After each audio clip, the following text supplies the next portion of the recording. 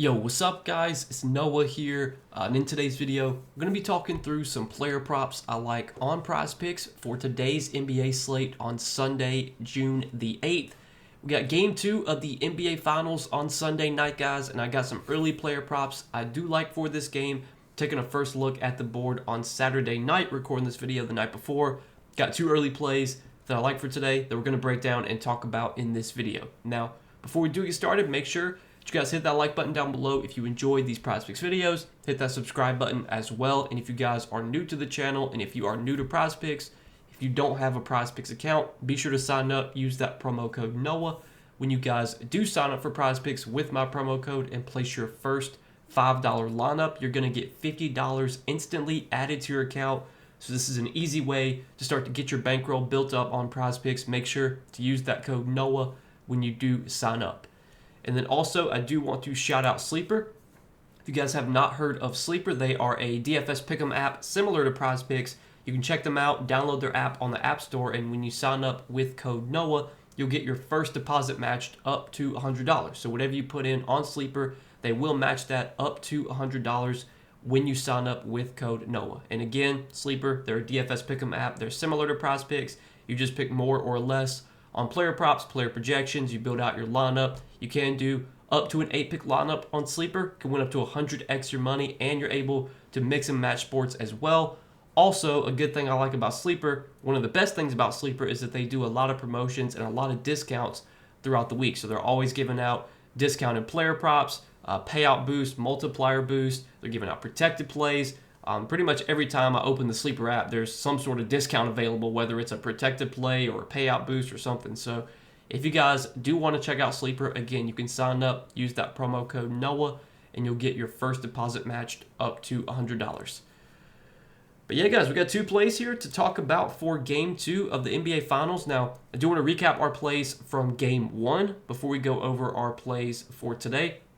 So we gave out two picks on for Game 1, and we hit one of our plays, pushed on the other. The play that pushed was Andrew Nembhard, 4 field goals made. We had him for over 4 field goals made, and he finished with exactly 4 field goals made. So that play was a push. The other play that we took was Alex Caruso, over 20 fantasy score, which did hit relatively sweat-free. I think it actually hit in the first half. Caruso had a really big game in Game 1. But Nembhard, yeah, pushed his field goals made line, so we still got a 1.5x payout if you took those two plays as a 2-pick lineup, so technically still a win. Got a win for Game 1, even though it wasn't much of a win. It was still a win, and we'll take those anytime we can get them. So let's see if we can keep it rolling here for Game 2, guys. Yeah, we got two plays. Let's go ahead and break them down. So the first prop that I like for today is going to be another fantasy score prop, and the one that I'm liking here that we're going to take is Chet Holmgren for more than 32.5 fantasy score. So one thing that I think is kind of important to think about when you're looking at props, especially for like a Game 2 of a series, you don't want to just bank on what happened the game before, because if you do that, a lot of times it doesn't work out. Things that happened in Game 1 most likely aren't going to happen again in Game 2. There's going to be adjustments made. Maybe a guy that went off in Game 1 might not be as likely to have a good game in Game 2 because adjustments could be made defensively to try and slow him down. And Chet Holmgren in Game 1, he was terrible. He had a terrible game, only put up 15.2 fantasy points, did not play very well, played 24 minutes, had just 6 points, 6 rebounds, 1 block, shot 2 for 9, 0 for 1 from 3. And I don't even think he was in foul trouble. He only had 1 foul. So I think the reason he only played 24 minutes was just because he was playing so poorly. I would expect Chet Holmgren to bounce back here, though. I think this is a pretty good matchup for Chet. I mean, Chet's line, I think, for Game 1 of this series, his fantasy score line, I think was 36 in Game 1. And now it's come down to 32.5 just because he had one bad game. But like I said, we've seen Chet be pretty good this postseason. I don't think we can expect him to be as bad as he was last game. I mean, I think that was his worst game of the playoffs. Yeah, that was his worst game all playoffs in terms of fantasy points. He hasn't had a single game under 21 fantasy points prior to last game. So Chet basically played at his absolute worst last game. Now we're getting a discount on his line because of that. And I'm expecting him to get back to playing his normal minutes. I don't think he plays 24 minutes again. I think he plays closer to that 30-minute mark. We've seen Chet consistently playing 30 to 32 minutes so far in the playoffs. In the Minnesota series, he was playing pretty good minutes, 30, 33, 32, like in the competitive games. Game 1 was competitive. Hopefully we get another game here, or another competitive game here in Game 2. And one thing that we've seen from Chet Holmgren so far in the playoffs is that he has been really good at home. Now, it could just be noisy, it could just be small sample, but if you look at his home games so far in the playoffs, 43, 47, 35, 43, 33, 31, 35, 26, 39, and 15 fantasy points. So of his home games so far, 2, 3, 4, 5, 6, 7, 8, let's see, I think 9 home games he's played.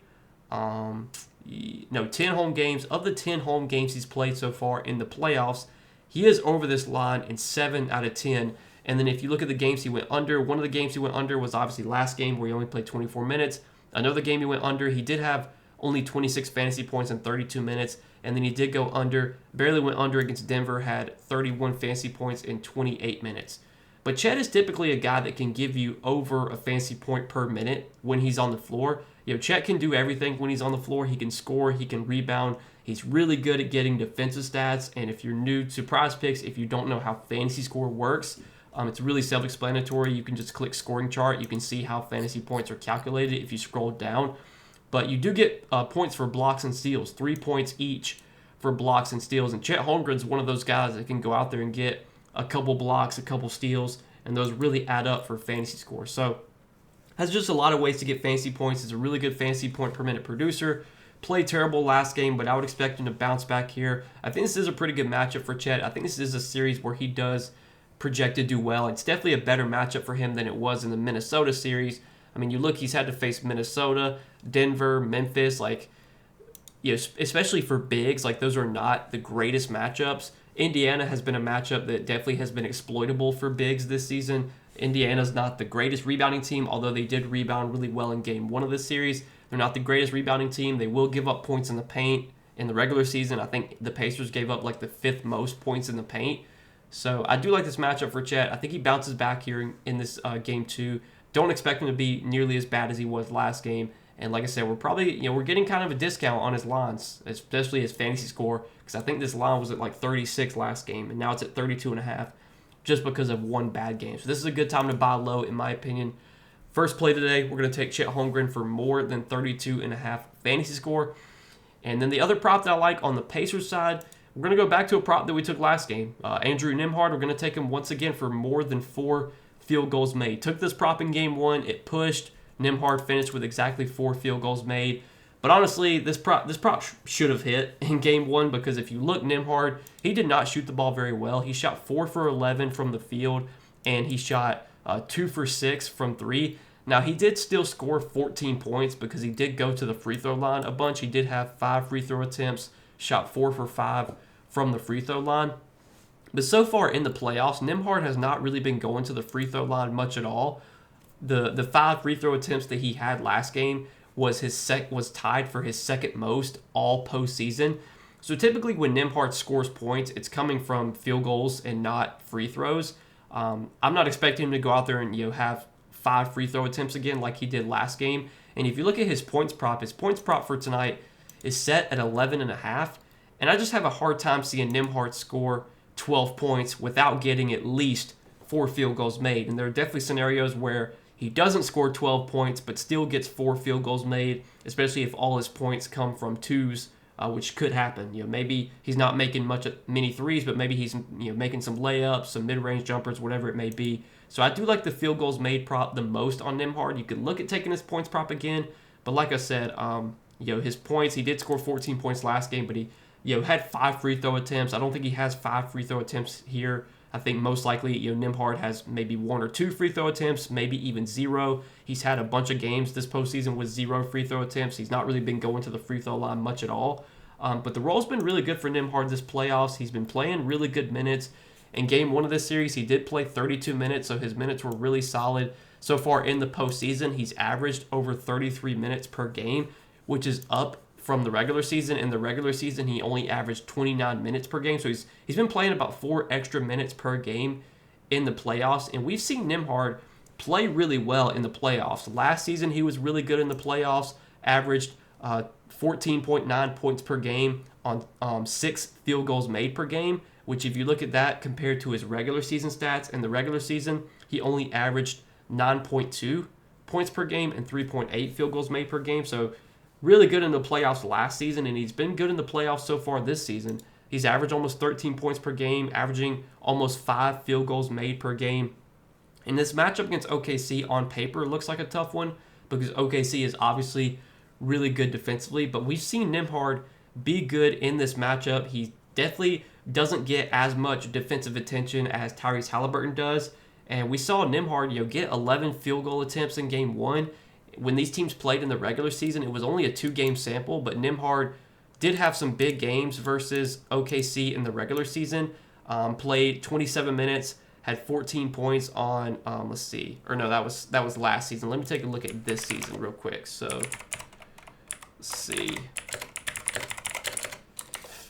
Versus OKC this season. So this season, he had 2 games versus OKC, 29 minutes, 30 minutes, 23 points, 16 points, and in those 2 games, he had 9 and 6 field goals made on 17 and 13 field goal attempts. So he was getting a lot of shots up versus OKC in the regular season, most likely due to the fact that OKC was just putting a lot of pressure on Tyrese Halliburton, forcing him kind of to pass out, not really letting him get to his spots and kind of create offense on his own.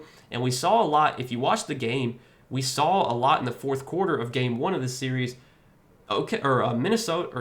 Indiana started to run more offense through Andrew Nembhard. Andrew Nembhard was bringing the ball up the floor. He was doing a lot of facilitating. Like, he was running a lot of the offense, late in this game and in the fourth quarter. And I wouldn't be surprised if we see them do that more here in this game. It was Tyrese Halliburton running a lot of the offense at the beginning of the game, but they started to let Nembhard facilitate, run more of the offense in the fourth quarter, kind of take some pressure off of Halliburton. So if Nembhard's going to be able to run the offense like he was late in that game, have the ball in his hands more, he's just going to have more opportunity to create shots for himself, to have field goals made.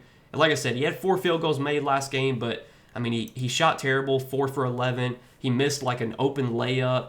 I want to say he missed an open 3 too. Like, he definitely missed some shots that he probably would have made more times than not. Don't expect him to shoot as bad as he did last game. And if he gets up, almost 11 shot attempts again, or if he gets up like 10 or 11 shot attempts again, I think he's got a good chance of making at least 4 of them. I feel like we can at least get a push here, if not, Nembhard going over this line. So, going to go back to Andrew Nembhard for more than 4 field goals made as our second prop for today. And these are our 2 props, guys, for Game 2 of the NBA Finals on Sunday night.